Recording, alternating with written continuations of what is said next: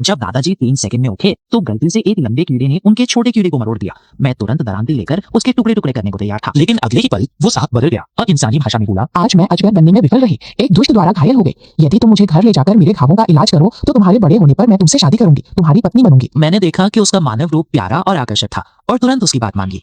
फिर मैंने उसे एक छोटे सांप के रूप में सिकोड़कर अपनी जेब में रखा और चुपचाप घर ले आया। लेकिन मुझे उम्मीद नहीं थी कि अगले दिन सुबह होने से पहले ही आंगन के बाहर से शोरगुल वाली कदमों की आवाज सुनाई दी। गांव के लोग मशाले लिए मेरे घर के सामने जमा हो गए। ओह छाओ, क्या तुमने कोई हरे रंग का सांप देखा है?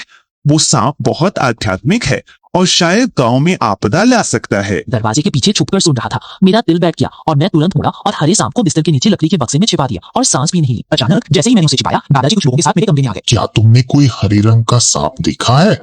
मैंने नहीं देखा। मैं हकलाया, मेरी आवाज कांप रही थी। दादाजी ने मुझे कुछ सेकंड तक देखा और बिना कुछ और पूछे मुड़कर उन्हें कमरे से बाहर ले गए। मैं धीरे धीरे दरवाजे से सटकर बैठ गया। मेरी हथेलियां पहले ही ठंडे पसीने से भीगी हुई थीं।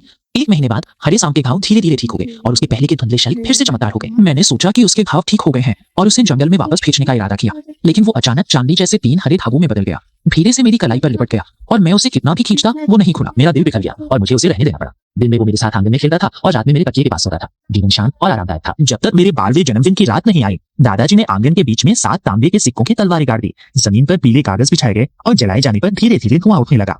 अगले 7 दिनों तक तुम्हें आंगन में रहना होगा। इस धूपदानी को बिना एक पल भी छोड़े देखना होगा।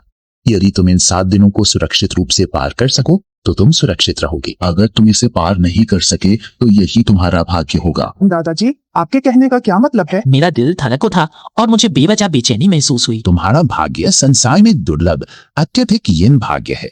आज रात 12 बजे के बाद तुम 12 साल के हो जाओगे और 7 आत्माओं की वापसी की संख्या है। इन 7 दिनों में तुम्हारा भाग्य धीरे धीरे प्रकट होगा और 7वें दिन चरम पर पहुंच जाएगा। तब तक 100 मील के दायरे में सभी दुष्ट आत्माएं तुम्हारे भाग्य से आकर्षित होकर आएंगी और तुम्हारे शरीर का उपयोग करके आकार लेना चाहेंगी। दादाजी की आवाज में बेबसी थी। दादाजी, मुझे डराइए मत। मैं थोड़ा पीछे हट गया। दादाजी ने मेरी ओर देखा और फिर ताबूत के चारों ओर अगरबत्तियां लगाई और गंभीर स्वर में बोले, डरो मत, आज रात ताबूत में सो जाओ।